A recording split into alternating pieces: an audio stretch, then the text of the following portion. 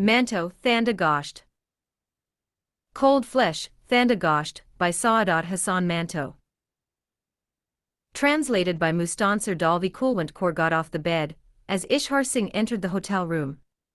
With razor eyes, she glared at him, and closed the latch on the door. It was after 12 that night. Outside, the city spread her skirts, hushing all into a strange, mystifying silence. Kulwant Kaur sat back on the bed and crossed her legs. Distracted perhaps, in trying to unravel his tangled thoughts, Ishhar Singh stayed in a corner, twirling a kirpan idly in his hands. In this silence, moments passed. After a while, Kulwant Kaur, irritated with her seat, stretched out and started to swing her legs from the edge of the bed. Ishhar Singh remained silent. Kulwant Kaur was a full-bodied woman with wide, inviting, fleshed-out hips, and breasts higher than they should be. She had a penetrating gaze and grey, downy fuzz clouding her upper lip. The way she comported herself gave an impression that she was a woman of authority and resolve.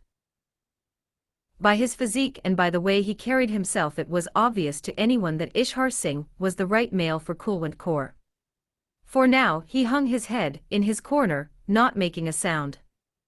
On his brow, an otherwise tightly wound turban was slowly unraveling. The hand that once held fast onto the kirpan now began to tremble. A few more minutes like this and Kulwant Kaur could take no more. Still, she lowered her angry eyes and cried, "Ishhar, my love." Ishhar Singh lifted his head and turned towards her. But instead of meeting her bullet gaze full frontally, he could only turn away. Kulwant Kaur cried out again, "Ishhar, my love." Then, holding her anxieties inside herself, she got off the bed and moved towards him.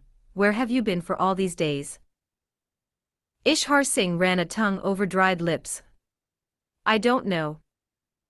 "Is this any fucking answer?" Kulwant Kaur retorted.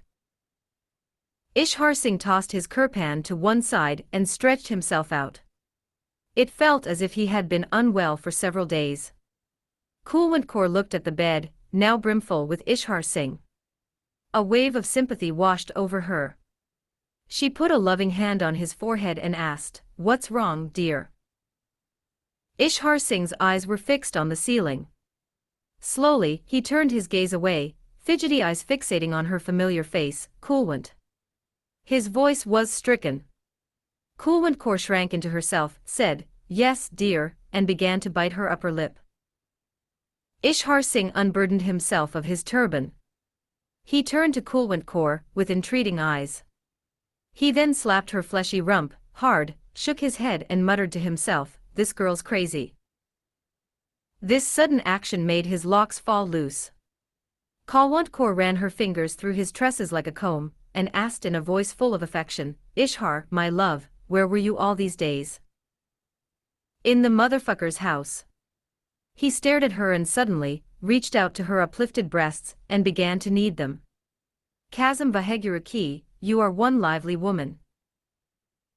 Kulwant Kaur brushed his hands aside and insisted, "Swear on my head, and tell me, where were you? Did you travel to the city?" Ishhar Singh gathered his hair back in a bun and answered, "No." Kulwant Kaur's temper rose. No, you did go to the city, where you looted a lot of money, and now you are hiding this from me. Let me not be the fruit of my father's loins if I lie to you." Kulwant Kaur was taken aback for a bit, but soon she started again. "But what I do not understand is, what happened to you that night? You were right as rain, lying next to me. You had adorned me with all the jewelry you stole from the city. You were kissing me all over, but what happened then? You got up, dressed and left." Ishhar Singh's skin paled to a sickly yellow. Seeing this, Kulwant Kaur said, "Look how your color has changed, Ishhar Sainya. Kazim Vaheguraki, there is surely something you are not telling me." "Nothing. I swear on your life." Ishhar Singh's voice was nearly lifeless. This raised Kulwant Kaur's suspicions even more. Pursing her lips she spoke, stressing each word, "Ishhar, my love, what is it?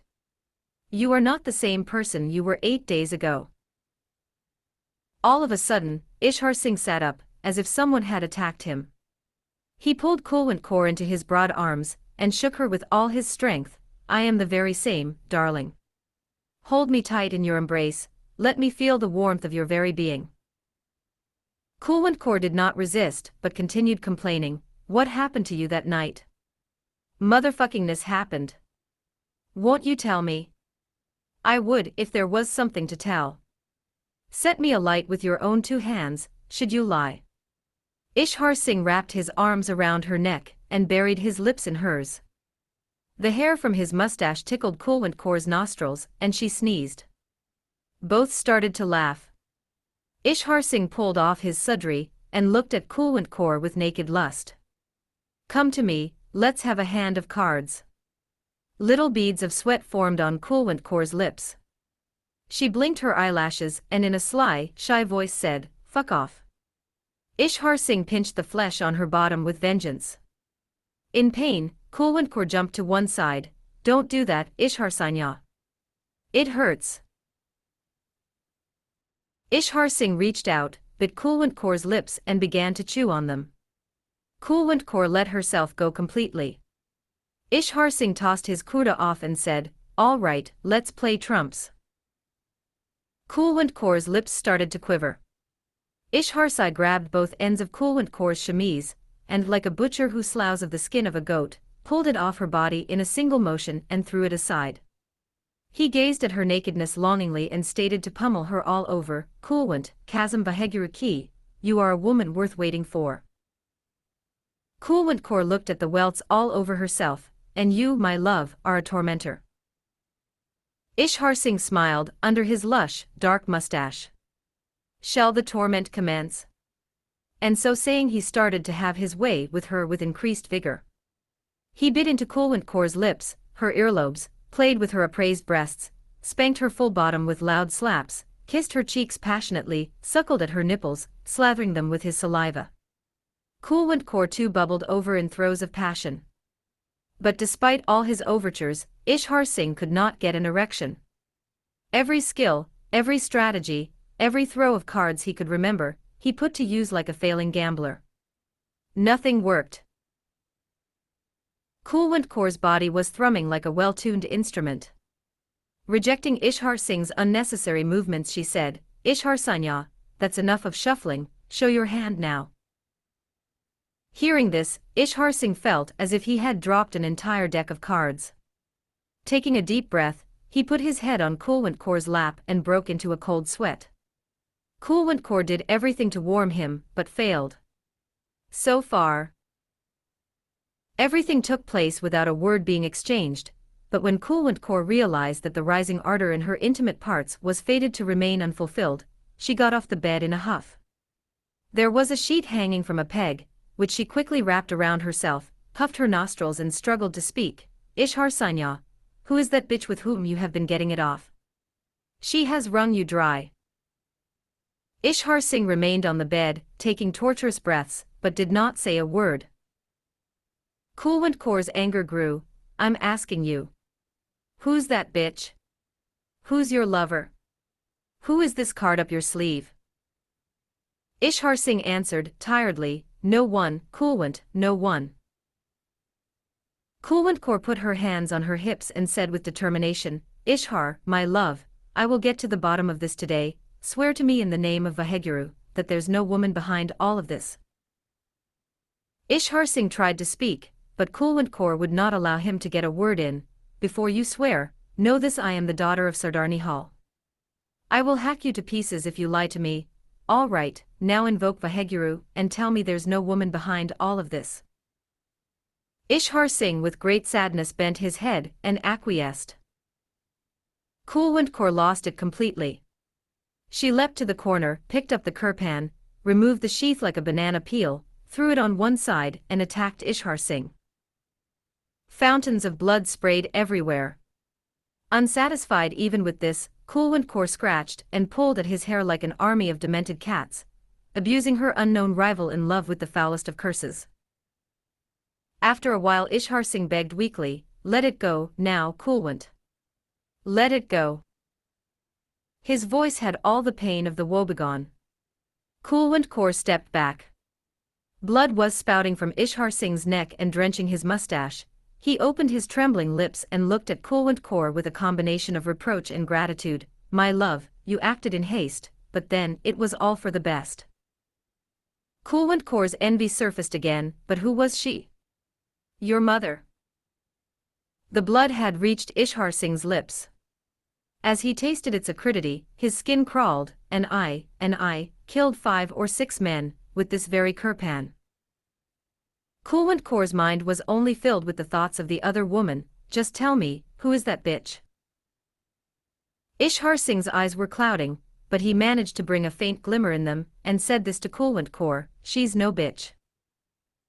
Kulwant screamed, I am asking you, who is she? Ishar Singh's voice choked, let me speak.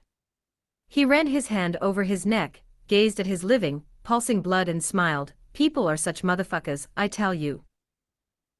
Kulwant Kaur was impatient, Ishar Sainya, come to the point. Ishar Singh's smile spread under his blood-soaked mustache. I will, now that you have cut my fucking throat. I will, by and by, tell you everything. And as he spoke, sweat broke out on his brow. Kulwant, my dear. I could not bring myself to tell you what happened. People are strange, there was rampant looting in the city, so, like everyone else, I too took part in it. Whatever ornaments or money I could lay my hands on, I brought home to you, but there is one thing I did not tell you. Ishar Singh's wounds had begun to throb, and he stated keening in pain. Kulwant Kaur turned a blind eye to his state, and asked him spitefully, what is it you did not tell me? Ishar Singh tried to blow blood off his mustache and attempted to speak, in the house. I targeted to loot, there were 7 inhabitants. I killed 6, with this very kirpan that you used to, let it go, listen. There was a girl, really pretty. I picked her up and brought her with me. Kulwant Kaur heard him out in silence. Kulwant, my dear, I cannot begin to tell you how lovely she was. I would have killed her too, but then I thought. No, Ishar Sainya, you enjoy your Kulwant Kaur every day in any case, why not have a taste of this sweetmeat?